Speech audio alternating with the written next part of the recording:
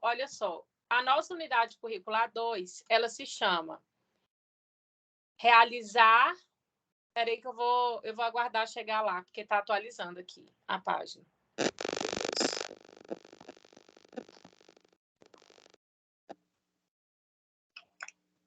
Pronto.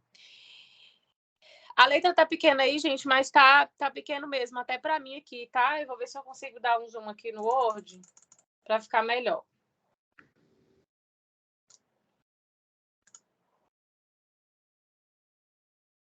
Bom, então tá aí o nome da nossa, o C2. Realizar avaliação e medidas de controle de riscos físicos, químicos e biológicos. É uma unidade curricular um pouco mais complexa, tá? Inclusive, ela está bem no começo do curso, eu acho que ela poderia estar mais um pouco adiante, porque é uma unidade curricular que exige um pouco mais de conhecimento do TST. Então, nessa matéria, eu quero que vocês se dediquem ainda mais, tá?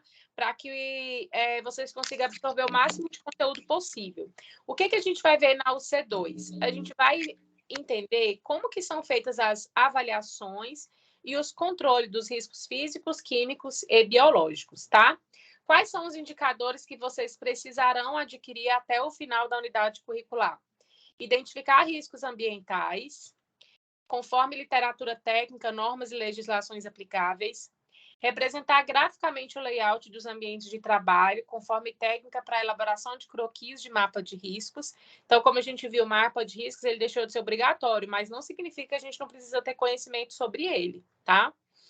Identificar os agentes ambientais que definem as avaliações qualitativas e quantitativas dos riscos, conforme os limites de tolerância. Então, a gente vai entender como que é feita a avaliação de riscos, tanto de forma qualitativa como de forma quantitativa, e estabelecer medidas de controle, conforme manuais, normas e legislações aplicáveis. Quais são os conhecimentos que a gente vai ver dentro da UC2? As normas regulamentadoras relativas a riscos físicos, químicos e biológicos. Então, hoje, a gente já vai começar com o estudo da NR32, que fala de segurança em estabelecimentos de serviços de saúde, porque a gente já vai estudar a questão de risco biológico. A legislação trabalhista referente à avaliação de riscos. Elaboração de croquis e desenho técnico com a representação gráfica, escala de redução e ampliação sobre desenho técnico, né? Então, a gente vai ver aqui um pouco sobre mapa de riscos. Nessa unidade curricular, a gente vai elaborar um mapa de riscos. Então, eu vou passar uma tarefa para vocês, que vai ser a criação de um mapa de risco de determinado estabelecimento. Então, vocês vão elaborar esse mapa como sendo uma atividade, tá? Fundamentos de higiene ocupacional. Dentro da higiene ocupacional é o que a gente estuda, avaliação e controle de riscos. Então, a gente vai ver um pouco sobre a higiene ocupacional. Teve alguém aqui que levantou a mão? Deixa eu só interromper um pouco. Foi a Marilene. Pode falar, Marilene. Ah, não, foi o Silvio. Pode falar, Silvio. A senhora precisa da autorização para entrar participante da sala? Tem pessoal no grupo perguntando. Sim, acabei de autorizar aqui. Ah, beleza. Então, tem que rolar a câmera também, rolar o slide aí, que travou no número 3, nos indicadores. Eu rolei, é porque ele ainda não atualizou, é por conta da internet que está devagar. Obrigado. Nada. Eu acho, gente, que talvez se vocês... Deixa eu ver aqui. Talvez se vocês desligarem as câmeras, pode ser que vá mais rápido.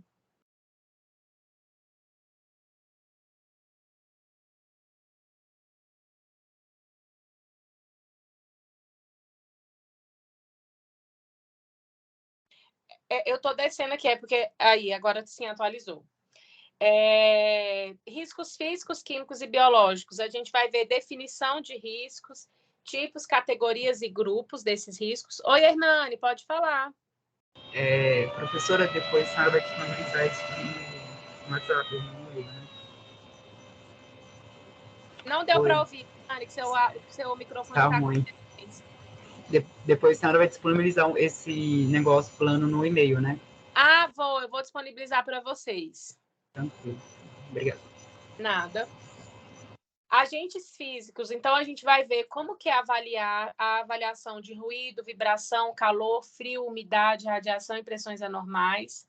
os processos produtivos e suas características. Com relação aos agentes químicos, a gente vai ver quais são eles, aerodispersóides, gases, vapores, como avaliar esses agentes químicos, qual equipamento que é utilizado para avaliar esses agentes, né? Tudo isso a gente vai ver. A FISPIC, que é uma ficha de informação de produtos químicos. Essa FISPIC, né, que é a ficha de informação de produtos químicos, ela auxilia como sendo uma ficha de emergência para a gente poder saber como agir na hora de uma emergência com a utilização de algum produto químico ou para que a gente possa ter mais conhecimento de qual é a composição desse produto químico. Então, a FISPIC, ela faz parte de uma das ferramentas aí de segurança com relação a agentes químicos, né, produtos aí que serão utilizados. Com relação a agentes biológicos, né, a gente vai ver uma classificação conforme a NR32 e a gente vai estudar também a biossegurança. Biossegurança, pessoal, é fundamental, principalmente para quem tem interesse aí em atuar em hospitais ou qualquer estabelecimento de serviço de saúde, porque a aplicabilidade da biossegurança vai contribuir para um ambiente livre de riscos biológicos, né, com um controle mais efetivo. E aí, hoje, a gente já vai começar a estudar, como eu falei para vocês, a gente vai começar pelo risco biológico. Vocês podem ver que dentro dessa unidade curricular tem o risco físico, químico e biológico, toda a avaliação e controle deles. Mas a gente vai começar o estudo pelo risco biológico, tá? Aí a gente vai ver duas ferramentas para análise de riscos, que são a APR e o checklist. A APR vocês já conhecem, então a gente vai continuar trabalhando com ela, mais o checklist, tá? Para inspeção. A gente vai ver um pouco sobre as doenças ocupacionais. Inclusive, gente, eu já mandei um arquivo hoje para vocês sobre as doenças profissionais, que são doenças já elencadas ali pela Previdência Social como sendo doenças ocupacionais. A gente vai trabalhar um pouco sobre essas doenças também. E os limites de tolerância lá da higiene ocupacional, porque eu preciso saber qual é o teto, qual é o valor máximo, qual é o nível de ação de ruído, de poeira no ambiente de trabalho. Então, nesse item aí que vocês estão vendo selecionado, a gente vai entender um pouco de quais são os limites de exposição a esses agentes nocivos. Por que a gente precisa saber desse limite de tolerância? Para a gente classificar se o ambiente é insalubre ou não, para a gente adotar a melhor medida de controle, tá? Então, a gente precisa dessas avaliações. Obviamente, a gente vai ver as técnicas de controle de riscos, porque não adianta a gente saber classificar, avaliar o risco se a gente não for adotar medidas corretivas, que é o nosso principal objetivo, né? A gente vai ver também sobre os EPCs e EPIs dentro dessa classificação. Deixa eu só aceitar aqui, que tem aluno querendo entrar. Pronto. As avaliações quantitativas, qualitativas e as normas de higiene ocupacional da ANHO, da Fundacentro, tá? Então, a gente vai estudar essas normas. E, por fim, a gente vai ver sobre ordem de serviço. Então, quando a gente estiver lá no laboratório de informática, a gente vai produzir uma ordem de serviço para vocês verem como que é o modelo, como que a gente tem que passar essas informações para o trabalhador, tudo certinho. Pessoal, é uma unidade curricular bem extensa, são 108 horas, tá? Então, a gente vai ficar bastante tempo falando sobre essa avaliação e controle de riscos físicos, químicos e biológicos. É uma das unidades mais importantes aí do curso, tá? Então, as habilidades que a gente vai desenvolver: comunicar-se de maneira assertiva, interpretar textos e procedimentos técnicos, até porque a gente vai estudar muita norma regulamentadora e norma de higiene ocupacional para saber avaliar os riscos, mediar conflitos nas situações de trabalho, utilizar técnicas de medição e controle, realizar análise de risco, operar planilhas de cálculos, editores de texto e de apresentação. E a gente vai analisar e propor soluções por meio de raciocínio lógico e crítico dos processos de trabalho. Então, ao final da unidade curricular, a gente tem que ter adquirido essas habilidades aqui, tá? No sentido de entender quais são as técnicas de medição de riscos, quais são as melhores medidas de controle desses riscos físicos, químicos e biológicos, interpretar os limites de tolerância, as normas regulamentadoras com relação a esses riscos, elaborar uma ordem de serviço comunicando ao trabalhador o risco que ele está exposto, uma APR, então a gente vai continuar trabalhando a APR aqui, checklist de riscos, tá? E com relação a atitudes e valores, a gente precisa, ao final da unidade curricular, entender mais sobre a importância da flexibilidade nas diversas situações de trabalho, a atenção e responsabilidade nos procedimentos de avaliação, colaboração no desenvolvimento do trabalho em equipe e iniciativa na proposição de medidas preventivas e corretivas, tá? Então, basicamente, é isso que a gente vai ver ao longo da UC2. Alguma dúvida?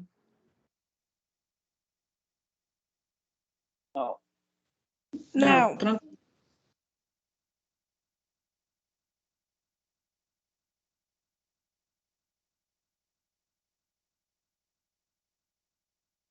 Beleza. Bom, pessoal, então eu compartilhei aqui já com vocês na tela a nossa primeira aula. Eu vou encaminhar esse material para vocês, tá? Então, dentro da UC2, vocês viram que a gente vai ver aí um pouco sobre identificação, avaliação e controle de riscos. Nós vamos iniciar nossos estudos pelo risco biológico, tá? Primeiramente, eu quero que vocês entendam o seguinte: o risco biológico é um agente nocivo que não tem como a gente quantificar, tá? Então, não é um risco que eu vou lá levar um equipamento de aferição para ver a quantidade de risco biológico que tem ali. A avaliação de risco biológico é de forma qualitativa, diferentemente do ruído, que eu vou avaliar de forma quantitativa, levando um dosímetro de ruído, diferentemente do risco químico, que eu vou levar um equipamento para avaliar a concentração do risco químico, tá? Então, isso pode cair na prova para vocês. Entender que o risco biológico, ele é uma avaliação qualitativa. Alguém tem dúvida sobre o que é uma avaliação qualitativa? Sobre isso que eu estou falando aqui para vocês?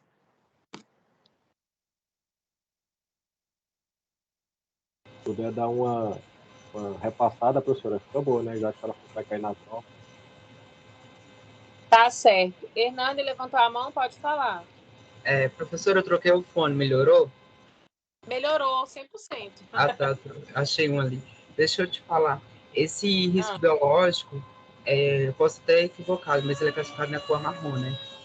Ele seria, por exemplo, quando um profissional ele acidenta na sala de vacina, aí eles vão, tipo assim, fazer vários exames de sangue para poder ver se houve alguma infecção, né, para alguma doença transmissível através daquela perfuração. Sim, Hernani, justamente.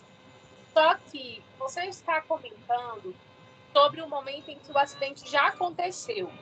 Sim. Dentro da segurança do trabalho, Hernani, voltou o ruído no seu microfone. Ixi, peraí. Mas está melhor um pouco. Aí agora que você silenciou, fica melhor para eu poder responder. Mas melhorou um pouco. Então, o Hernani dá um exemplo muito prático, que é quando o enfermeiro está trabalhando ali no hospital e ele é infectado por algum vírus devido a uma perfuração, por exemplo, com um equipamento lá, um material perfuro-cortante. Ele sofreu ali uma contaminação, né, devido ao contato com risco biológico. É isso mesmo, tá? Só que a gente vai antecipar a identificação do risco para que isso não aconteça. Então, o Hernani deu para a gente um exemplo de uma situação em que o risco ele não foi adequadamente gerido e aconteceu lá a doença, a infecção, tá? Então, quando a gente estuda aqui a NR32, a gente vai ver formas de biossegurança para que isso não aconteça. E aí, eu comentei para vocês o seguinte: o risco biológico ele vai ser avaliado previamente de forma qualitativa. Por quê? Não tem como eu avaliar a quantidade de vírus que está no ambiente de trabalho, a quantidade de bactérias. Então, toda avaliação de risco biológico ela é qualitativa. A gente faz somente a identificação. Diferentemente do ruído, que eu vou avaliar a quantidade de pressão sonora, diferentemente do risco químico, que eu vou avaliar a quantidade de concentração em ppm de poeira, tá? Então, a avaliação do risco biológico ela é sempre qualitativa. Aí, dentro do estudo do risco biológico, a nossa principal norma regulamentadora é a NR32. Tá? A NR32 ela fala sobre segurança e saúde no trabalho em serviços de saúde. Eu vou admitir aqui o Max, que ele está tentando entrar. Paulo Silva levantou a mão, mas nem tem Paulo Silva na nossa sala. Será quem é? Pode conversar aí. Professora, sou eu, Islene, porque Tá, meu filho usa meu computador para a faculdade. beleza. Aí eu não consegui deslogar do time dele. A senhora, só uma dúvida, a senhora falando aí da avaliação quantitativa, essa avaliação é feita em loco, seria, né? Sim. E além de ser feito em loco, eu quero dizer assim, a gente vai num local, igual o Hernani falou, assim, um ambiente hospitalar, por exemplo, o que tem ali dentro de um centro cirúrgico que pode ser avaliado ali. Então, é em loco e vendo quais são os agentes biológicos que são utilizados ali para fazer uma cirurgia, por exemplo, que vai ser usado, e a gente faz em loco essa avaliação. Porque como é uma avaliação para intervir, né, anteriormente, antes que o problema ocorra, a gente tem que fazer uma avaliação antes, seria? Isso, justamente. Não tem a APR, aquela análise de riscos, ela vai ser feita de forma prévia, por isso que chama análise preliminar de riscos. Então, toda empresa tem que fazer essa análise preliminar para identificar e quantificar o risco. Só que o risco biológico, ele não é quantificado, ele só é identificado, porque é um tipo de risco que não tem como a gente quantificar a quantidade dele. Então, a gente vai usar ferramentas como a APR para poder fazer uma análise prévia de qual risco tem ali e assim poder adotar a medida de controle. Entendi. É que a pesquisa que a senhora pediu para fazer, eu estava vendo, que agora, né, não precisa mais fazer o mapeamento de risco, não é obrigatório, mas tem vários tipos de ferramentas, né, eu até pesquisei 7, que a gente pode utilizar, né, nessa questão. Tem umas Mas coisas aí, interessantes. olha só, Islene, eu vou falar uma coisa para você super importante. Mapa de riscos, quem faz é a CIPA. É somente a representação gráfica do risco. Então, é uma coisa muito para a educação do trabalhador, uma coisa mais educativa. O mapa de riscos ele não precisa ser feito porque a legislação agora entende que a gente pode educar o trabalhador com outras formas, que não necessariamente seja só o mapa de riscos. Agora, quando a gente faz uma análise de riscos para a empresa, para definir se tem insalubridade ou não, para adotar medidas de controle, isso é obrigatório.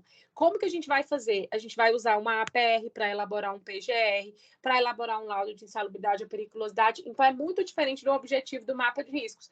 O objetivo do mapa de riscos é que a CIPA elabore para poder informar os trabalhadores de forma superficial os riscos que tem ali.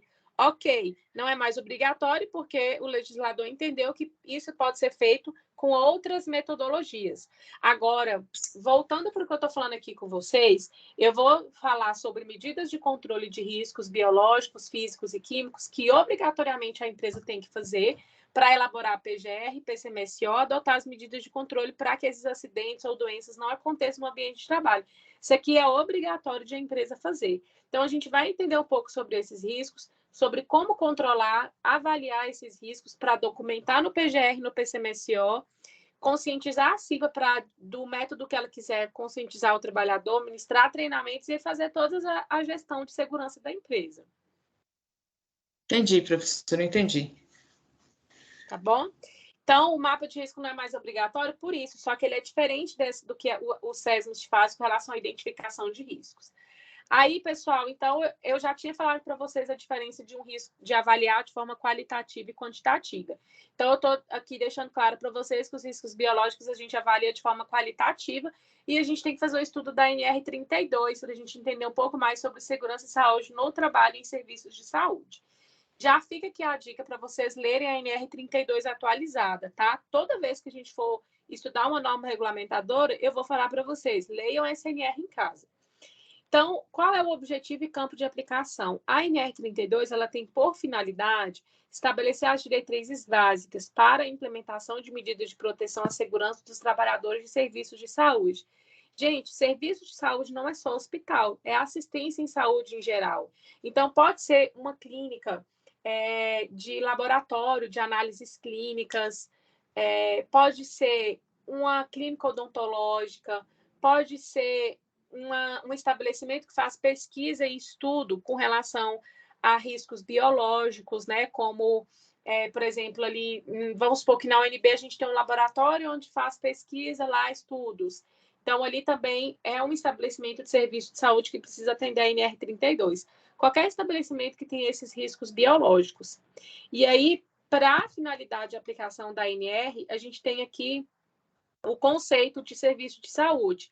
É qualquer edificação destinada à prestação de assistência à saúde da população e todas as ações de promoção, recuperação, assistência, pesquisa e ensino em saúde. Então, qualquer estabelecimento de ensino de saúde que tenha aí qualquer nível de complexidade se encaixa dentro do perfil da NR32, ou seja, precisa aplicar a norma. Então, se eu tenho uma universidade, vamos pegar o exemplo do SENAC, né?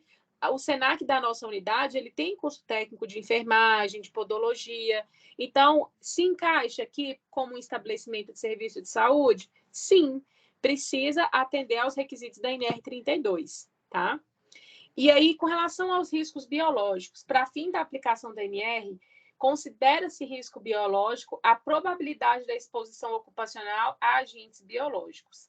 Então, esses agentes biológicos, eles vão promover aí um possível adoecimento na saúde do trabalhador com relação à infecção de vírus, bactérias, protozoários, né?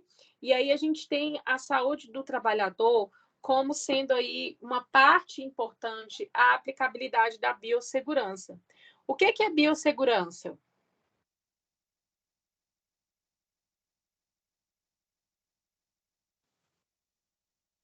Bio tem a ver com estudo de biologia, alguma coisa assim?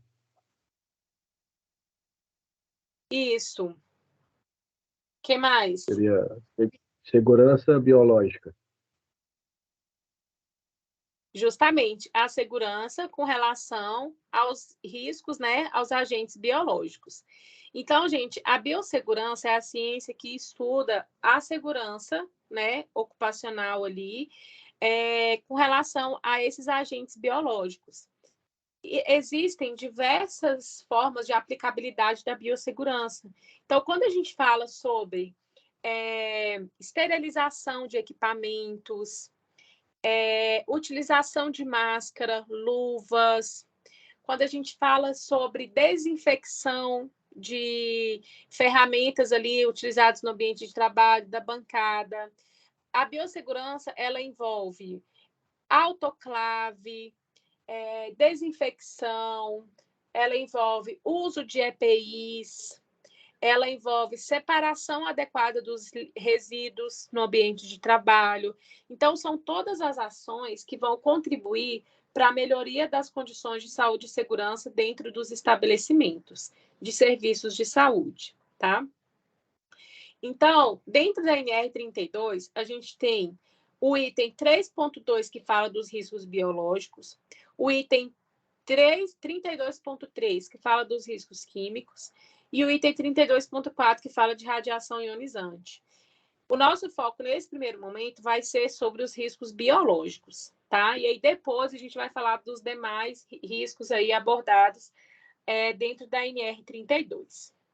E aí a gente tem sobre resíduos, lavanderia, limpeza e conservação, né, dos estabelecimentos de serviço de saúde, manutenção de máquinas e equipamentos e algumas disposições gerais. Então, a NR32, ela busca aí, né, estabelecer as diretrizes básicas para a implementação de medidas de proteção à segurança e saúde dos trabalhadores que estão instalados nos serviços de saúde. E aí, serviço de saúde, a gente já viu, né, o conceito no início, mas lá no item 32.1.2 da norma, a gente tem outro conceito que fala o seguinte, que os serviços de saúde é qualquer edificação destinada à prestação de assistência à saúde da população. E todas as ações de promoção, recuperação, assistência, pesquisa e ensino em qualquer nível de complexidade, tá? Aí, pessoal, olha só que interessante. Lá na NR9, que fala do PGR, a gente tem um conceito de risco biológico. Aqui na NR32, a gente tem outro conceito de risco biológico. No frigir dos ovos, não muda muita coisa, mas a NR32 ela traz uma classificação melhor, porque ela diz o seguinte, que risco biológico é a probabilidade da exposição ocupacional a agentes biológicos. E aí a gente considera como sendo agentes biológicos micro-organismos, geneticamente modificados ou não, culturas de células, parasitas, toxinas e prions. Então, dentro desses micro-organismos entram vírus, né, bactérias, onde a gente vai ter aí um tipo de contato, né, devido à secreção de pacientes, contato com sangue, né? Então, isso aí pode acontecer. Aí, pessoal, dentro da NR32, a gente tem uma classificação com relação a esses agentes biológicos. São 4 classes. A classe 1 diz que são agentes que não oferecem risco para o manipulador nem para a comunidade. Então, a classe de risco biológico, como sendo é um agente que não vai ser nocivo, ou seja, é um micro-organismo, mas é um risco biológico ali que não vai causar um adoecimento no trabalhador. A gente sabe que nem todo micro-organismo é nocivo, né? Nem toda bactéria faz mal. Nem toda bactéria vai trazer ali um adoecimento para o trabalhador. Então, a classe 1 é esse exemplo, como, por exemplo, a gente tem lactobacilos, né, que são aí bactérias, né, que ajudam na questão intestinal. Então, a gente tem aí como sendo um risco biológico classificado nessa classe 1 aí, onde não vai ter nenhum risco para o manipulador e nem para a comunidade. A classe 2 é um agente com risco moderado, tanto para o manipulador quanto para a comunidade.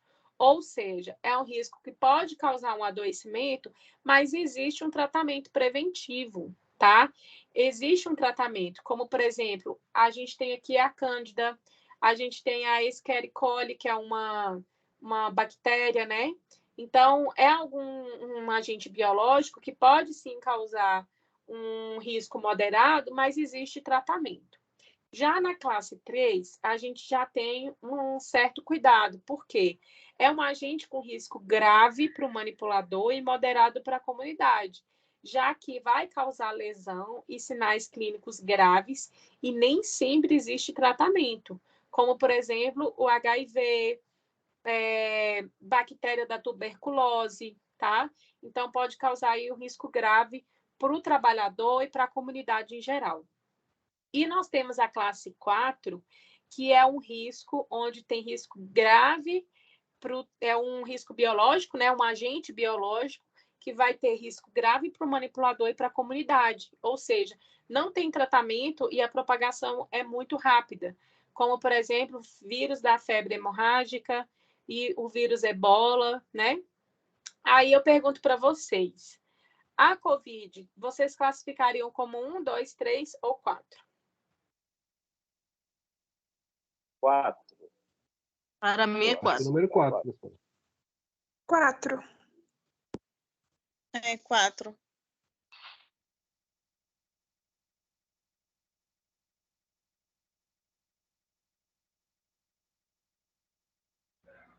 Eu acho que seria o 3, que tem tratamento, né?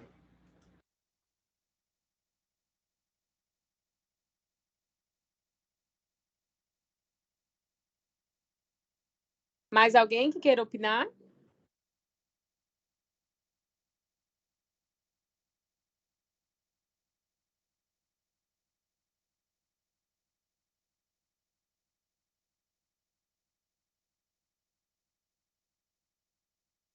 Bom, então vamos lá. A gente tem a questão da vacina, já, né? A vacina é um método preventivo. E com relação ao tratamento, a gente tem alguns estudos, né? Sobre o que pode ajudar aí no tratamento, mas não necessariamente a cura. Então, eu classificaria como classe 3. Por quê? É um agente de risco biológico, né? Que é grave para o manipulador é grave para a comunidade e nem sempre há tratamento, né? Então, vai aí do que vocês entenderem como sendo a questão aí de formas preventivas, né? Então, vai oscilar mesmo entre 3 ou 4, depende da interpretação. Por isso que eu falo para vocês o seguinte, a questão da segurança do trabalho ela é muito interpretativa, né? Então, às vezes a gente entende um risco como sendo grave, outra pessoa pode entender como moderado. Só que essa classificação aqui do anexo 1, vocês vão ver que já existe uma classificação prévia. Óbvio que a Covid não entrou, porque a gente ainda não tinha, né, esse vírus, mas existe já uma classificação prévia com relação a esses agentes biológicos, tá? E aí, essas classificações, elas servem para que a gente possa entender melhor qual é a gravidade desse agente biológico, né? Então, a gente vê que, por exemplo, o vírus da Covid, ele tem uma gravidade maior devido à consequência, né, de um problema respiratório pulmonar mais grave. Então, a gente vai identificar qual é o tipo de vírus, qual é o tipo de bactéria e ver aí se é grave para o manipulador, para a comunidade em geral. Bom, então, para que a gente entenda aí um pouco sobre o resumo dessas características, a gente vê que o risco 1 é quando ele tem risco baixo para o indivíduo e baixo para a coletividade. O risco classe 2, ele tem a classificação de moderado para o indivíduo, né, e baixo para a comunidade. A classe 3 é elevado para o indivíduo e moderado para a coletividade. E 4 é tanto grave, ele é elevado para o indivíduo como para a coletividade em geral. E aí a gente tem aqui uma questão que a gente pode entender melhor com relação à profilaxia ou tratamento eficaz. Então, por exemplo, a questão da COVID. Existe uma profilaxia ou tratamento eficaz? Nem sempre existe, né? Não quer dizer que atualmente não existe. Depende muito da reação do indivíduo, do paciente. Então, eu classificaria aí como 3, tá? E aí, essa questão do risco individual, ela se relaciona com a probabilidade do trabalhador contrair a doença e com a gravidade que vai ser esses sintomas. O que eu quero mostrar para vocês? A própria NR32, ela já traz os agentes biológicos e a classificação estabelecida desses agentes biológicos. Então, eu tenho aqui a nomenclatura das bactérias, tá? Vocês podem ver. E na segunda coluna, eu tenho a classificação desses grupos. Então, é uma tabela bem extensa, onde tem vários agentes biológicos. Como eu falei para vocês, a COVID não entrou ainda aqui, mas é estabelecido. Por exemplo, vocês podem ver aqui, ó, bacilos, nananã, a gente tem grau 3. Bacteroides frágiles, a gente tem grau 2.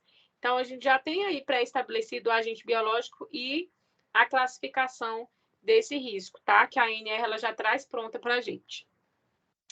Bom, então, essa tabela ela apresenta os agentes biológicos e as classes. E aí, quando a gente vai ver esse anexo 2, eles têm algumas especificidades. Por exemplo, quando tem a letra A, significa que pode ter possíveis efeitos alérgicos, esse agente biológico. Quando tem a letra E, fala que é um agente emergente oportunista. Quando tem a letra O, fala que é um agente oncogênico de baixo risco. O+, é um agente oncogênico de risco moderado. T significa que é a produção de toxinas e V significa que tem vacina eficaz disponível. Então, por exemplo, no caso da COVID, né, se eles inserirem aí na tabela, eles vão colocar a letra V, porque já existe uma vacina disponível. E o asterisco, quando ele estiver aí dentro da nomenclatura, é porque normalmente não é transmitido pelo ar, né? Então, por exemplo, o vírus do HIV, ele tem um asterisco, porque ele é transmitido via sanguínea, né? Então, ele não é transmitido através do ar. Então, olha aqui para vocês verem um exemplo do print da tabela que eu coloquei para vocês. Essa Corynebacterium, ela tem grau 2 e tem a letra T e a letra V. O que significa? Que é produção de toxinas e que existe vacina disponível, tá? Então, vem essa classificação aí que vocês precisam saber interpretar da tabela. Alguma dúvida? Não. Só na hora da prova. Não. Beleza. Bom, então vamos lá. No anexo 2. O anexo 2 fala que, na classificação dos agentes, considerou-se os possíveis efeitos para os trabalhadores sadios. Ou seja, esses efeitos não é para quem já tem uma predisposição, quem já tem alguma comorbidade, tá? É para um trabalhador que não tenha comorbidade. Então, quando você for fazer uma análise de riscos biológicos e ali foi identificado que existe um trabalhador com comorbidade, a gente tem que ver se é ideal manter esse colaborador ali ou se a gente pode realocar ele de setor, porque se ele tem alguma comorbidade combinada com esse tipo de vírus, pode ser que a doença nele se manifeste de forma mais grave, tá? É igual a questão da COVID, né? Então, o que é comorbidade para COVID? Obesidade, pressão alta, então, imunossuprimidos, né? Então, esse tipo de trabalhador, a gente tem que colocar em um setor que tenha menos contato com o risco, para que a gente não tenha ali uma situação de suscetibilidade, né? Trazendo ali uma forma mais grave da doença.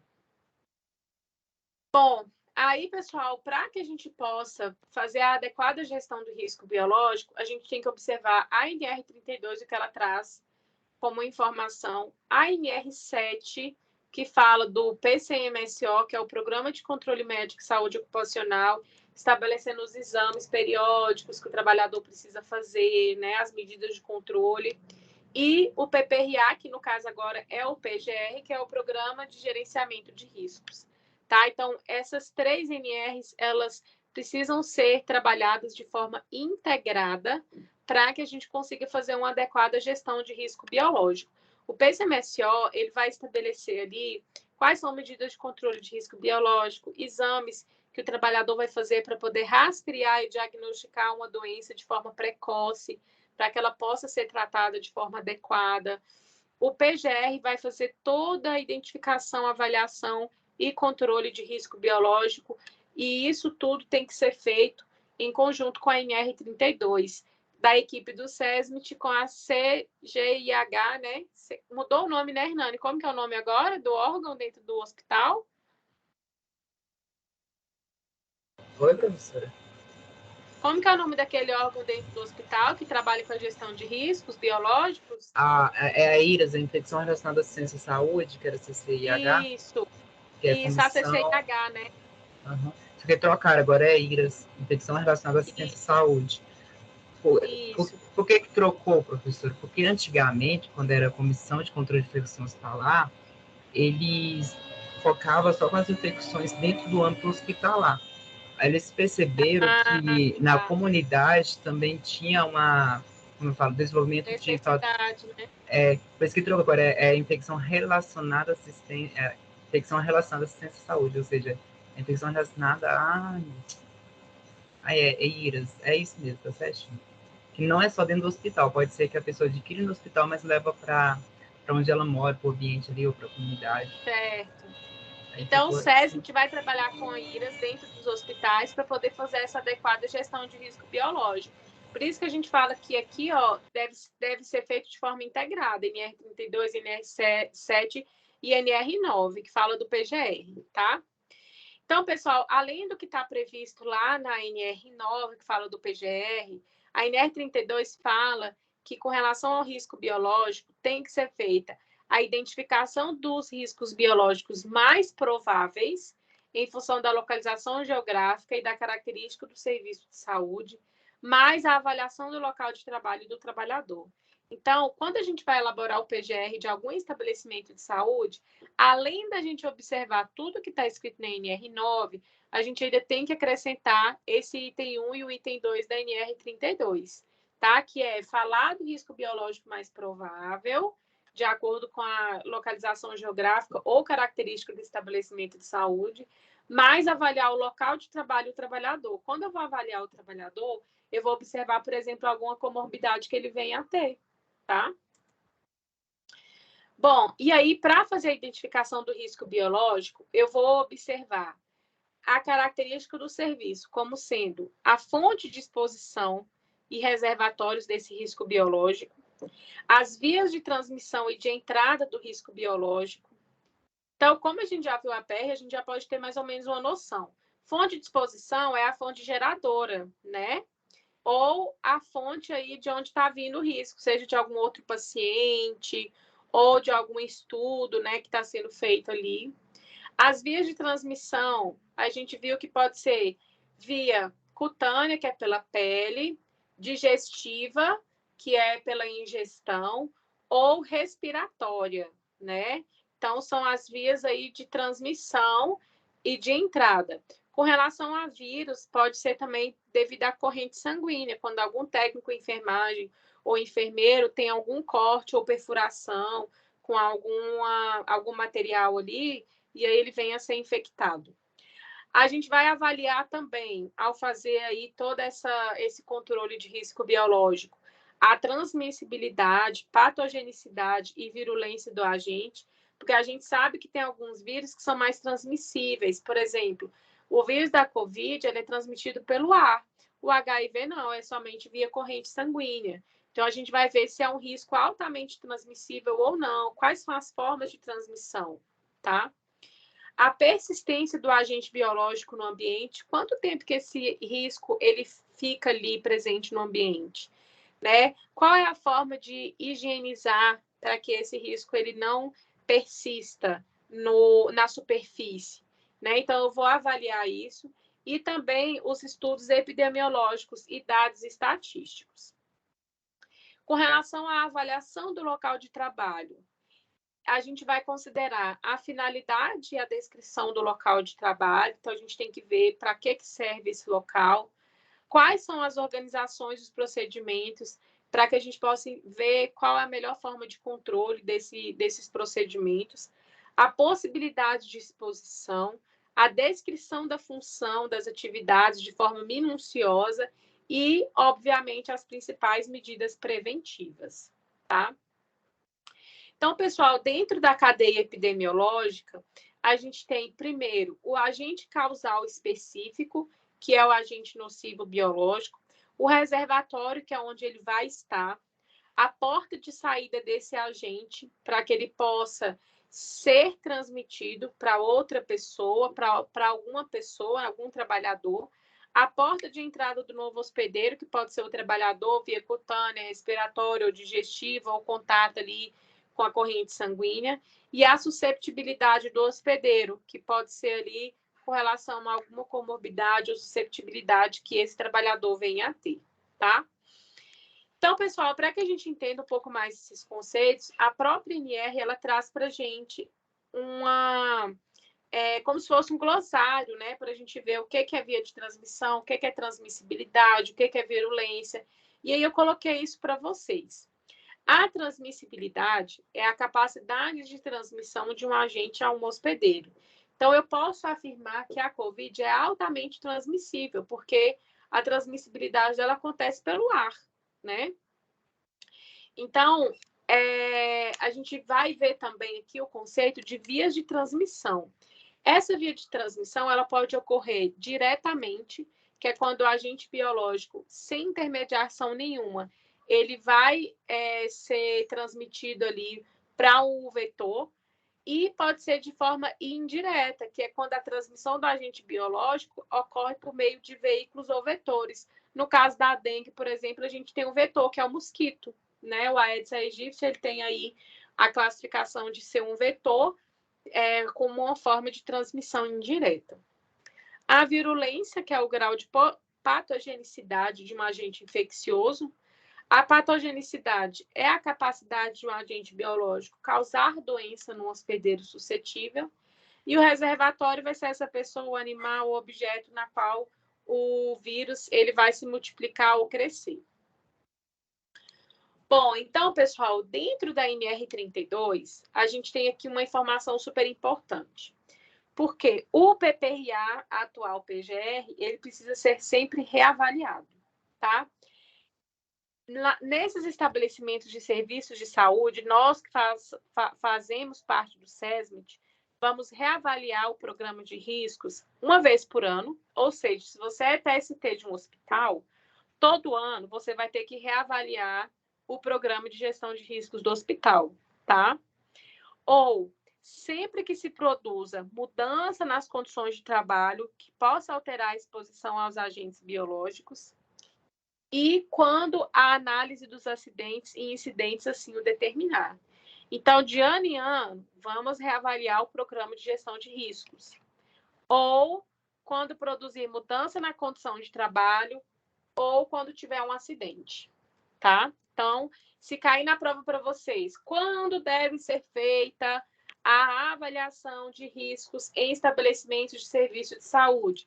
Vocês vão responder anual e sempre que tiver mudança na condição de trabalho ou acidente de trabalho. Pronto. Já é esse item aí que vocês estão vendo na tela, tá? Alguma dúvida?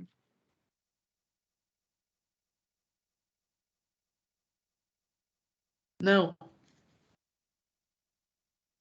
Professora, no caso, seria 3 respostas? Ou vai cair só uma vez no momento, na hora da prova?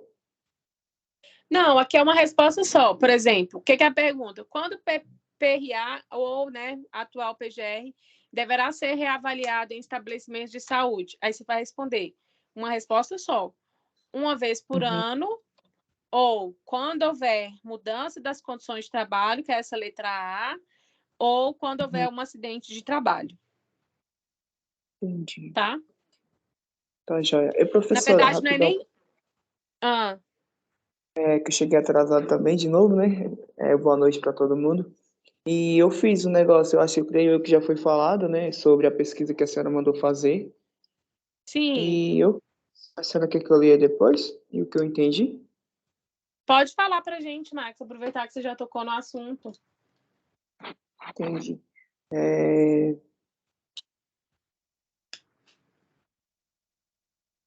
Calma aí, rapidão.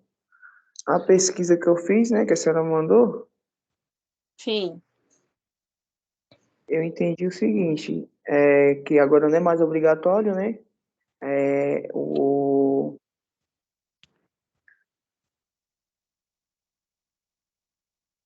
Calma aí, professora. É porque eu escrevi aqui no caderno. Isso mesmo, não é mais obrigatório. Isso, e que a empresa também ela pode estar utilizando outras ferramentas, né, para estar auxiliando lá o trabalhador sobre os riscos que ocorrem ali no devido local de trabalho. E... Muito bem. Então, gente, o que é que o Max está falando aqui para a gente? Né? Isso. Principalmente para quem chegou aí depois, quem está desde o começo, a gente já fez essa correção, mas vamos reforçar com relação à pesquisa. Ele está falando para a gente aqui o que foi o resultado que ele encontrou. O mapa de riscos ele não é mais obrigatório, porque a CIPA pode usar de outras ferramentas para conscientizar os trabalhadores sobre os riscos em cada setor, né? Então, a ANR, ela traz isso para a gente. Aí, o que eu comentei no começo da aula? O auditor fiscal, quando ele chega na empresa, ele não pode mais multar a empresa que não tiver o mapa de riscos, porque não é obrigatório. Mas não significa que a gente não precisa saber sobre o mapa de riscos, porque ele ainda é uma ferramenta de gestão de riscos. Ele só não passou assim a ter mais aquela obrigatoriedade. Então, a empresa pode usar ou não a ferramenta do mapa de riscos por meio de conscientização aí que a CIPA vai elaborar, tá certo? Isso mesmo, professor. Eu entendi também. Beleza. Aqui o Hernani levantou a mão. Pode falar, Hernani. Professora, outra atualização que teve também foi que o aproveitamento, né, caso ele tenha sido realizado há menos de 2 anos, os membros eleitos não precisarão receber treinamento caso seja eleito no ano seguinte. Isso também é outra coisa que teve. Beleza. Isso aí é importante. Não precisa receber treinamento no ano seguinte, né? A nova NR5 institui aproveitamento de treinamento. Caso ele tenha sido realizado, né, caso ele tenha, o treinamento tenha sido realizado há menos de 2 anos. Por exemplo, os membros da CIFAS eleitos em 2022 não precisarão receber treinamento, caso sejam reeleitos no ano seguinte. Logo, só serão membros novos, devem cumprir essa etapa ao assumir o cargo. Joia, beleza. Inclusive, Perfeito, foi mas aquilo que nós apresentamos, professora, naquele projeto integrador, que quando é eleito, né, a organização tem que fazer um treinamento no período de 30 dias. Sim. Aí, ou seja, quando eles reeleitos, então, depois de 2 anos, não há necessidade, né, de fazer no ano seguinte. Foi o que eu entendi. Não, ele já participou do treinamento, né? Aí a norma, na atualização aí agora, ela trouxe que não precisa. Importante. Bom, então, pessoal, voltando aqui, né? Esse programa de gestão de riscos que a gente vai elaborar para a empresa com relação ao risco biológico, ele vai ser um documento que tem que estar disponível para os trabalhadores. Então, toda a equipe de trabalho, ela tem direito a conhecer o risco que ela está exposta, né? E uma das formas de conhecer esse risco, além do mapa de risco, dos treinamentos, de todas as formas que a gente for utilizar, é o contato do trabalhador direto com o PGR, tá? Atual PGR. E aí, pessoal, lá no item 32.2.4.5, com relação à gestão de risco biológico, fala que a empresa, ou seja, o empregador, ele deve proibir, vedar, utilização de pia de trabalho para fins diversos dos previstos, ou seja, se eu tenho uma pia e essa pia ela é utilizada para lavagem das mãos para evitar infecção, eu não posso utilizar ela para outra finalidade, como sendo, por exemplo, para uma copa, para uma limpeza de outra finalidade, tá? Letra B, o ato de fumar, usar adornos e o manuseio de lente de contato nos postos de trabalho. Então, a gente sabe que o olho é uma fonte de contaminação, né? Pode ser aí uma via, né, de contaminação. O uso de adornos como anel, brinco, colar, tudo isso é proibido porque também pode ser fonte de infecção no ambiente de trabalho. Então, esse item aqui a gente já tinha até comentado, né, com relação à medida de controle. Fumar, usar adornos, lente de contato no posto de trabalho é proibido dentro do estabelecimento de serviço de saúde, tá? Consumo de alimento e bebida nos postos de trabalho. Para isso, a gente vai ter um local destinado para esse fim. A gente não pode fazer consumo de alimento e bebida em outros locais. Guardar alimentos em locais não destinados e usar calçado aberto. Então, em estabelecimento de serviço de saúde, a gente tem que atentar para todas essas orientações, tá? Deixa eu parar aqui que tem alguém querendo entrar. Vou ter que aceitar. Pronto. Alguma dúvida, pessoal, com relação às medidas de segurança desse item 32.2.4.5? Não, professor.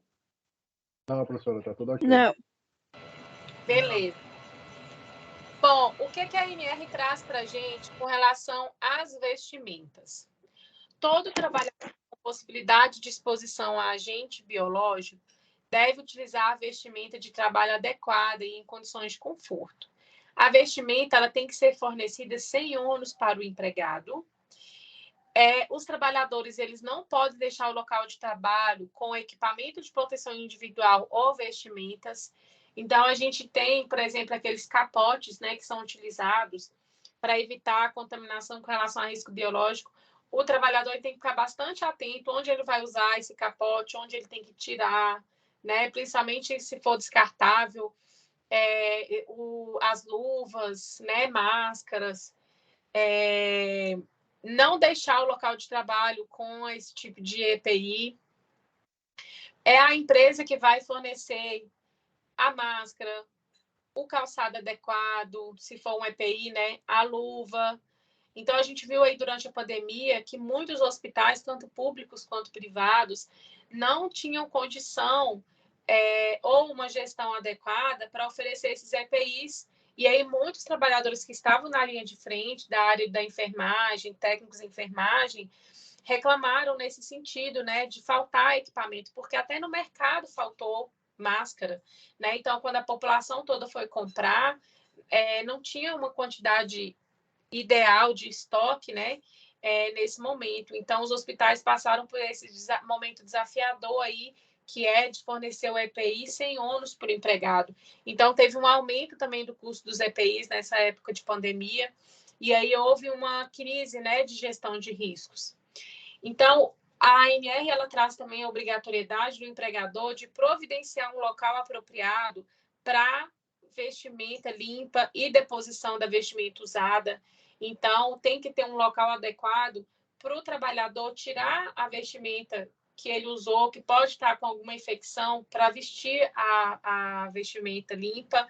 Normalmente, em estabelecimento de serviço de saúde, o trabalhador ele vai ter ali 2 compartimentos de armário para isso. E a higienização das vestimentas utilizadas no centro cirúrgico, obstétrico, ou de UTI, né, que são serviços de tratamento intensivo, tem que ser de responsabilidade da empresa, do hospital, do empregador, do estabelecimento de serviço de saúde. Então, toda a higienização dessas vestimentas é o empregador que vai gerir, que vai custear, tá bom? Então, algumas medidas de proteção adequadas que o estabelecimento de serviço de saúde tem que implementar. Uma condição de conforto para essas vestimentas, né? Elas precisam ser confortáveis. O trabalhador ele não pode deixar o local com o uso dessa vestimenta. Elas têm que ser fornecidas sem ônus para o trabalhador, ou seja, a empresa que vai custear. E a higienização dessas vestimentas é de responsabilidade da empresa. Só um resumo aqui, né, de tudo que a gente viu aí a respeito das vestimentas.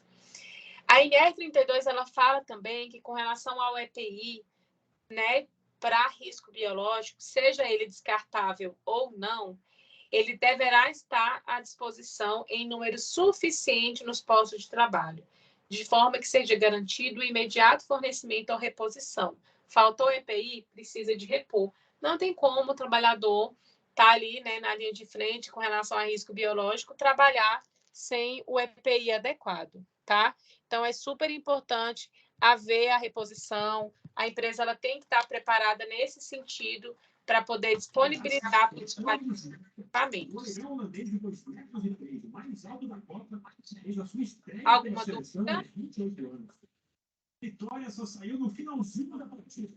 Passava dos 40 minutos. Michael está com o microfone ligado, assistindo TV.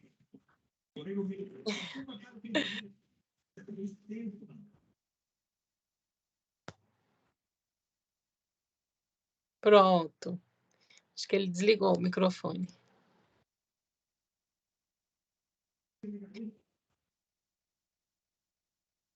Bom, vamos lá, continuando então. Lá no item 32.2.4.8, ainda sobre risco biológico, né, a ANR fala que esses estabelecimentos de serviços de saúde devem garantir a conservação e a higienização dos materiais e instrumentos de trabalho. Então, tem que ter a higienização adequada, tá? Essa higienização adequada, gente, ela vai ser feita pelo empregador, tá? Então, o que são instrumentos de trabalho? Qualquer ferramenta que vai ser utilizada ali no centro cirúrgico, no laboratório, né? Materiais que são utilizados devem ser higienizados e é a empresa que deve garantir a conservação e higienização. Então, tem que ter um procedimento operacional bem alinhado para haver esterilização, higienização de todos esses instrumentos, tá? E também a empresa deve providenciar recipiente e meio de transporte adequado para esses materiais infectantes, fluidos e tecidos orgânicos. Então, pessoal, tem que ter um documento que a gente chama de PGRSS. Mais na frente eu vou falar sobre ele com vocês, talvez amanhã ou depois de amanhã. O PGRSS é um programa de gestão de resíduos de serviços de saúde. Esse PGRSS é um documento que vai estar escrito todas as formas de segregação, acondicionamento, transporte, controle e destinação final de resíduos de serviço de saúde, seja ele fluidos, tecidos, materiais infectantes que são que tem ali dentro do ambiente de trabalho, tá? Então, esse lixo hospitalar, ele tem que ser gerido e tem que ter um documento mostrando como que vai ser feita essa gestão, tá? Aí, mais na frente, eu vou mostrar para vocês como que é esse documento e a norma da Anvisa que fala sobre o Programa Adequado de Gestão de Resíduos de Serviço de Saúde. Por isso que eu falo que meio ambiente está diretamente relacionado com o técnico em segurança do trabalho. Porque quando a gente faz uma adequada gestão de lixo hospitalar, além da gente estar contribuindo para questões ambientais, a gente também vai estar fazendo uma gestão de saúde e segurança no ambiente de trabalho. E aí, a capacitação do trabalhador é fundamental nesse sentido, porque o trabalhador ele vai contribuir com a gestão, né, de risco biológico, de resíduos ali no ambiente de trabalho. Então, o empregador ele precisa fornecer essa capacitação antes da atividade que o trabalhador vai desempenhar e de forma continuada, ou seja, eu vou treinar o trabalhador antes com relação aos riscos biológicos, mas eu vou estar sempre atualizando essas capacitações. Também deverá ter capacitação sempre que ocorrer mudança das condições de exposição dos trabalhadores aos agentes biológicos, durante a jornada de trabalho do empregado e por profissionais de saúde familiarizados com os riscos inerentes aos agentes biológicos. Então, nessas 4 situações tem que ter capacitação. Essa capacitação sobre o risco biológico deve incluir dados disponíveis sobre os riscos potenciais para a saúde, medidas de controle que minimizem a exposição aos agentes, normas e procedimentos de higiene, utilização de EPC, EPI, medidas para a prevenção de acidentes e medidas a serem adotadas pelos trabalhadores no caso da ocorrência de acidente, que são ali os primeiros socorros, tá? Então, pessoal, o treinamento, ele vai ser fundamental, porque aí a empresa vai trazer o trabalhador para o lado dela, né? Vai mostrar como que tem que ser os procedimentos de higiene, como que são a utilização dos EPIs, das medidas de controle em geral. No caso da ocorrência de um acidente, como que o trabalhador deve agir. Então, a capacitação, ela une o trabalhador com o objetivo ali do empregador, que é de manter um ambiente mais seguro e saudável. Por isso que essa capacitação ela tem que acontecer antes do trabalhador iniciar suas atividades no estabelecimento de serviço de saúde e também de forma continuada, tá? E aí, para comprovar que houve a capacitação, a empresa ela deve fazer ali documentos que vão informar a data, horário e a carga horária desse treinamento. E nesse documento tem que ter também qual foi o conteúdo ministrado.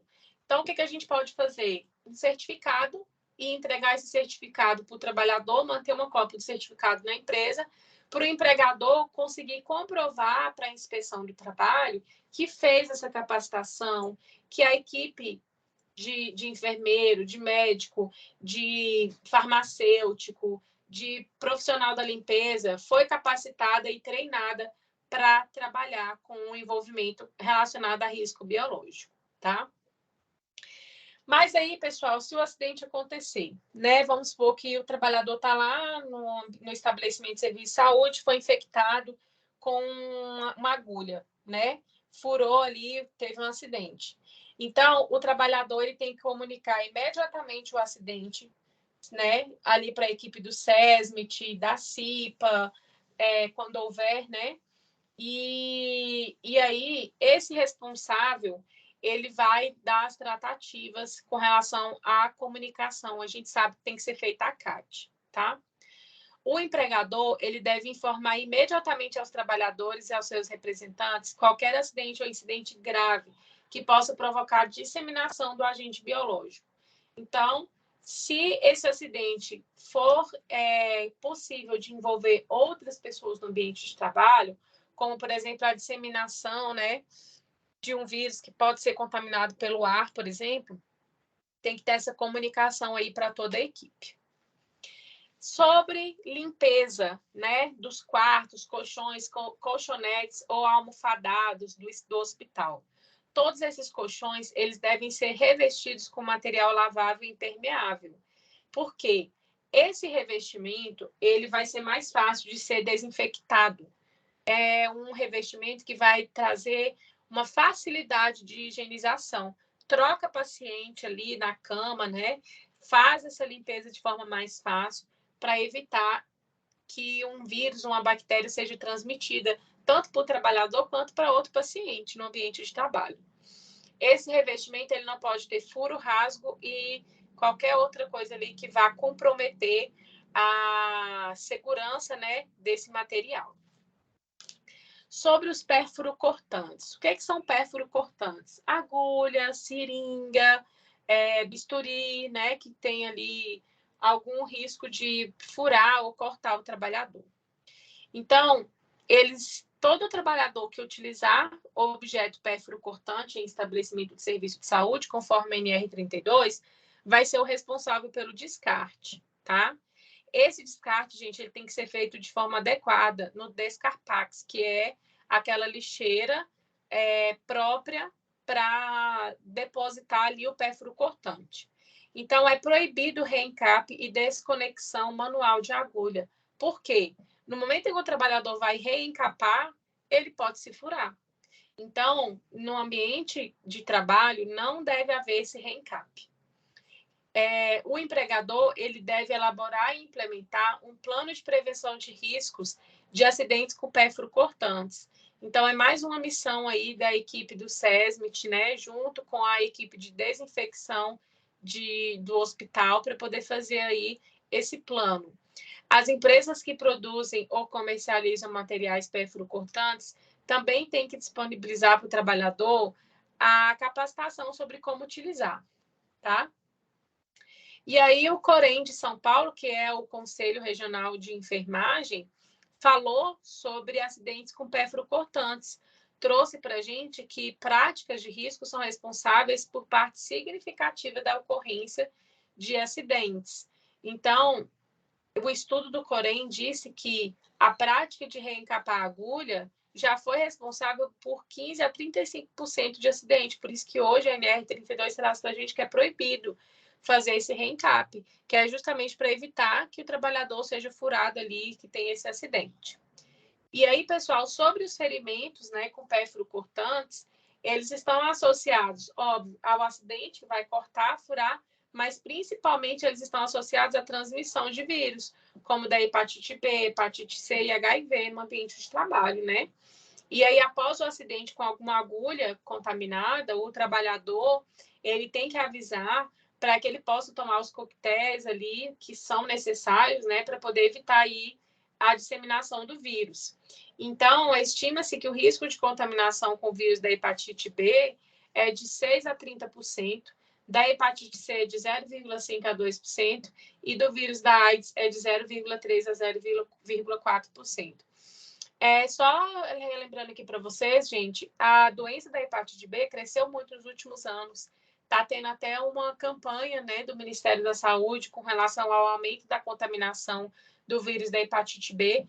É um tema super importante para a gente abordar na empresa por meio da CIPA e também em estabelecimentos de serviços de saúde, tá? Ainda sobre essa pesquisa do Corém, né, eles trouxeram para a gente que a frequência de exposição desses riscos, né, são mais entre auxiliar e técnicos de enfermagem, quando comparados a profissionais de nível superior, porque os enfermeiros, normalmente, eles não fazem esse tipo de atividade prática que o técnico de enfermagem está comumente fazendo. Então, os técnicos, como eles são mais práticos, eles estão mais expostos a esse tipo de acidente e, consequentemente, esse tipo de doença, esse tipo de risco. Então, a gente pode reforçar os treinamentos e as capacitações, as conscientizações com os técnicos de enfermagem.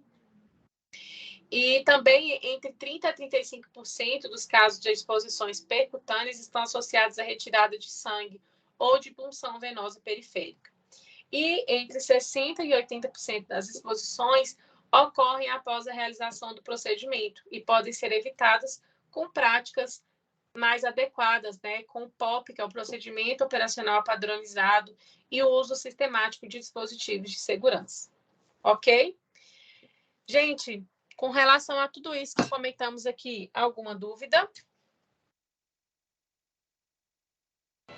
Não. Não, professora, está muito claro. Está bem resumidinho. Beleza. Então, vamos responder aqui essa pergunta. A norma regulamentadora do Ministério do Trabalho e Emprego, que tem por finalidade estabelecer as diretrizes básicas para a implementação de medidas de proteção à segurança e à saúde dos trabalhadores dos serviços de saúde, bem como daqueles que exercem atividades de promoção e assistência à saúde em geral, é a ANR 32, muito bem. Vai cair na prova, né? Essa não vai cair, porque essa é muito fácil. Ah, não, tá? professor. O microfone tá ficando ruim aí quando o menino aí tá ligado, aí a sua voz fica falhando um pouquinho, professor. Próxima questão. A ANR 32 tem por finalidade estabelecer as diretrizes básicas para a implementação de medidas de proteção à segurança e à saúde dos trabalhadores dos serviços de saúde, bem como daqueles que exercem atividades de promoção à assistência e saúde em geral. Considerando essa norma, analise as afirmativas abaixo. Item 1. Considerando os riscos biológicos, o tratamento médico de emergência para os trabalhadores não é parte obrigatória do PCMSO, Programa de Controle Médico e Saúde Ocupacional. Certo ou errado? Certo. Errado. Errado, gente, porque o tratamento médico de emergência, ele é parte obrigatória, sim, do PCMSO. Então, no Programa de Controle Médico e Saúde Ocupacional, a gente vai falar tanto das medidas preventivas quanto da emergência. Por exemplo, aconteceu um acidente, como que a gente vai agir? Tem que ter um curso de primeiros socorros, tem que ter uma capacitação. Então, tanto no PGR quanto no PCMSO, a gente tem que abordar da situação de emergência, tá? Ah, óbvio, a gente trabalha para o acidente não acontecer, mas se acontecer, a gente tem que estar preparado para isso, tá? Item 2. Quanto aos riscos biológicos, as medidas para descontaminação do local de trabalho devem constar no PCMSO? Sim. Sim. Tem Sim, professor. PCMSO, né? Então, essas medidas aqui têm que constar no PCMSO. E o item 3 diz que, em caso de exposição acidental ou incidental a riscos biológicos, medidas de proteção devem ser adotadas imediatamente, mesmo que não previstas no PPRA. Certo ou errado? Também, porque nem tudo pode estar no PPRA. Isso, muito bem. Vamos supor que tem alguma coisa que não esteja no programa de gestão de riscos, mas que é medida de emergência, que a gente precisa adotar imediatamente, isso vai ser feito, tá? Então, 1, 2 e 3 estão corretas.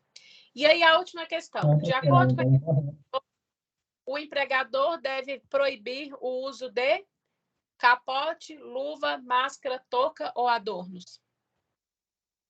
Adornos. Muito bom. Então, gente, capote, máscara e touca são EPIs que ajudam aí na biossegurança, nas medidas de biossegurança, na proteção de contaminações, infecções. Então, o empregador ele vai proibir o uso de adornos no ambiente de trabalho, que são anéis, brincos, e o TST vai fiscalizar isso no ambiente hospitalar. Se você vê um profissional da limpeza, um profissional da enfermagem, utilizando esses adornos, vamos conscientizar, vamos falar que isso pode ajudar na infecção, tá? De riscos biológicos. E a última questão. A NR 32 versa sobre a segurança e saúde no trabalho, em serviços de saúde, e tece diversas considerações em que o empregador deve proibir. Letra A. O empregador deve proibir a utilização de pias de trabalho para fins exclusivos previstos, otimizando os recursos disponíveis. B. O ato de fumar, o uso de adornos e lente de contato no posto de trabalho. C. O consumo de grandes quantidades de alimentos e bebidas nos postos de trabalho, sendo que pequenas porções são permitidas. D. A guarda de alimentos em locais não destinados para este fim. E o uso de calçados fechados com cadastro de algodão. O que é a resposta certa? B. Letra B. Isso, Letra B. muito bom. Que o empregador ele tem que proibir fumar, usar adornos e manusear a lente de contato nos postos de trabalho. tá bom? Resposta certa aí, letra B, com relação ao NR32. Bom, pessoal, então é isso. É a nossa aula de hoje, tá? A gente vai iniciar a UC2, como vocês viram, abordando sobre riscos biológicos. Vamos continuar tratando e falando ainda mais sobre a gestão desses riscos, sobre como fazer aí a avaliação e controle desses riscos. E aí, amanhã, eu vou postar para vocês mais um conteúdo a respeito da NR32, para que a gente possa apurar o máximo de conhecimento possível, a fim de resolver exercícios, fazer trabalhos, tá? E aí, eu vou passar para vocês as instruções do PI também até o final da semana, ok? Já o PI? Ok.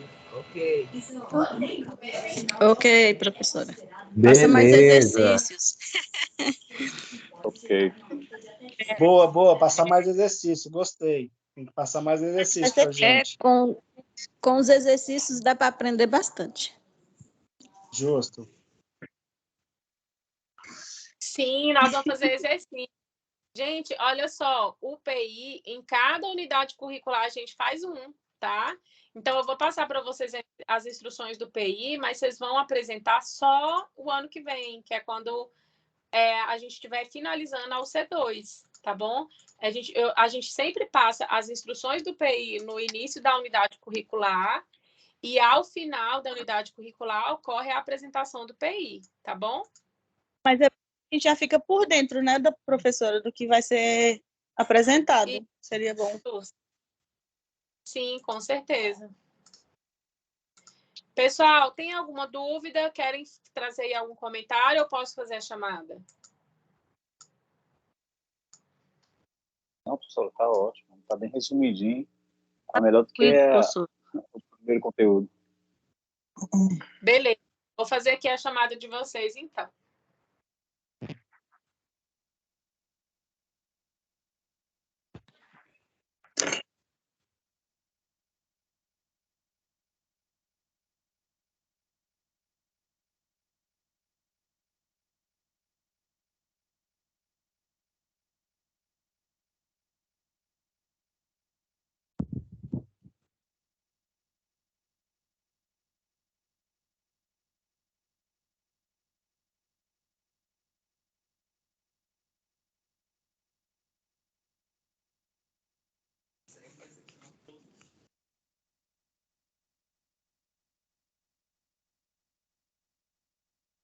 Só um instante, tá, pessoal, que eu tô abrindo a página.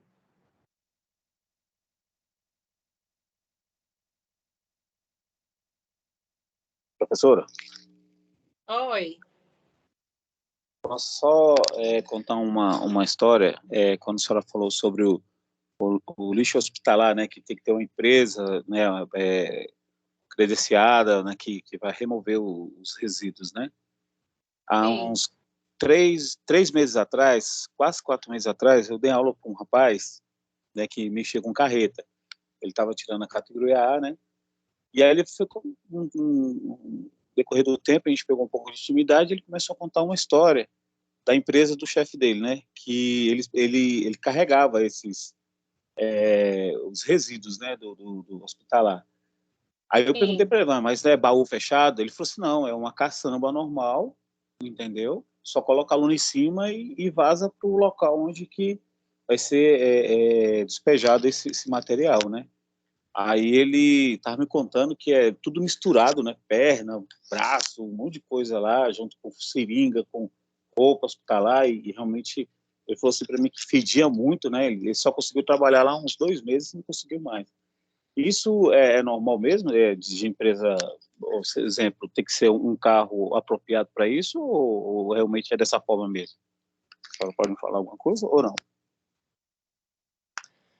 Normalmente, o transporte de resíduo, ele é feito, primeiramente, com todo o resíduo ensacado, com sacos na cor adequada, no material adequado, e ele é separado. Por exemplo, quando tem partes maiores, né, de corpo humano, de vísceras, enfim,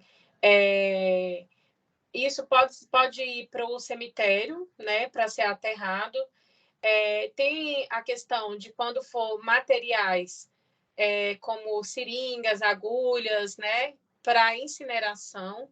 Então, tem que ter a separação do risco biológico.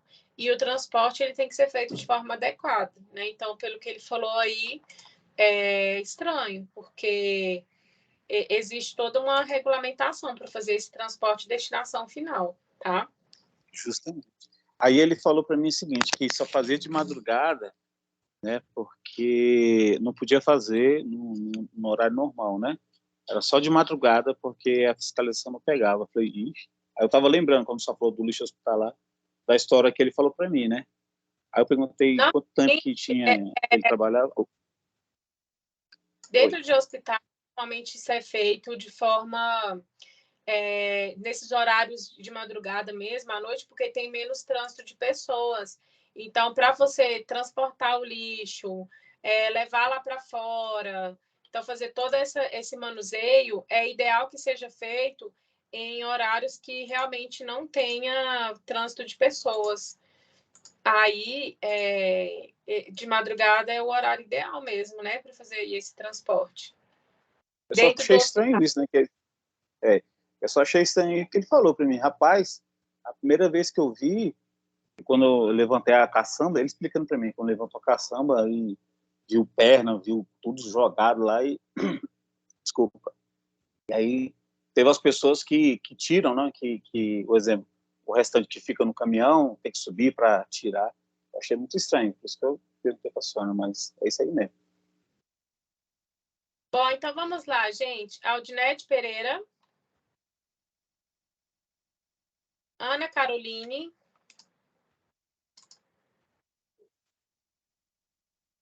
Andressa.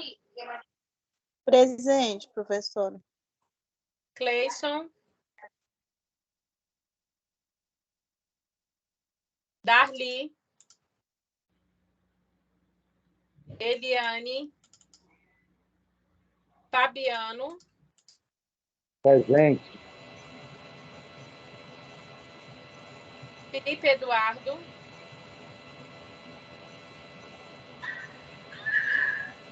Flávia. Gerson. Gustavo. Tá presente. Ok.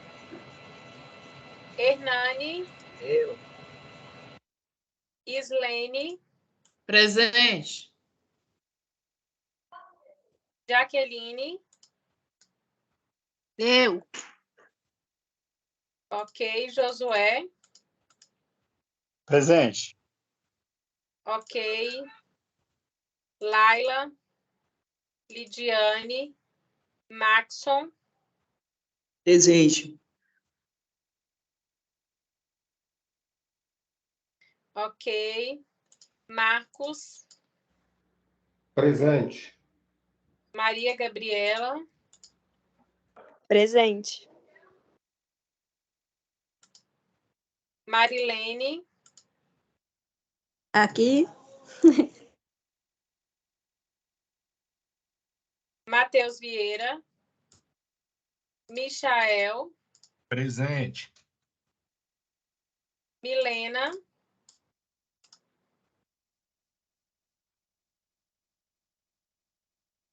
Natália. Presente. Penélope.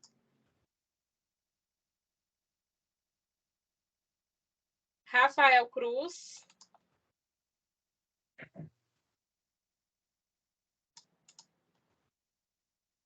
Rafael Ferreira. Régina. Presente. E Silvio. Presente. Ok. Então, eu quero agradecer a participação de vocês, tá? Amanhã a gente continua aí nossos estudos. Se tiver alguma alteração das aulas, eu aviso vocês. E qualquer coisa, estou aqui à disposição, tá bom? Podem entrar em contato também. A gente vai fazer atividades, exercícios aí ao longo da semana, tá? Obrigado, professora. Tá Valeu. bom. Foi muito boa a aula. Obrigada, professor. Boa noite. Boa noite. Foi ótima aula, tá? Obrigada. Professora. Boa noite. Boa noite, professor. Boa noite, pessoal. Falou, turma. Valeu, obrigado. Tchau, tchau. Fique com Deus. Boa Bom noite, descanso. turma. Valeu. Boa noite. Bom descansar a todos. Até. Professora. Oi. Michael, boa noite. Oi, Michel. Eu entrei um pouco tarde, mas aí eu percebi que a aula estava sendo gravada. Você vai disponibilizar a aula em algum local? Vou disponibilizar. Eu vou sim. colocar lá na gravação, tá? Ah, obrigado. Por nada. Professora, desculpa mais uma vez também o atraso, tá? É que eu tava Então, fazendo comida, né? Tá, se preparem para entrar às 19h30, que eu acho que a gente vai começar sempre esse horário, tá? É joia. Beleza. Então tá Gente, bom. fique com Deus. Um abraço. Boa noite para todos aí. Boa noite. Boa noite.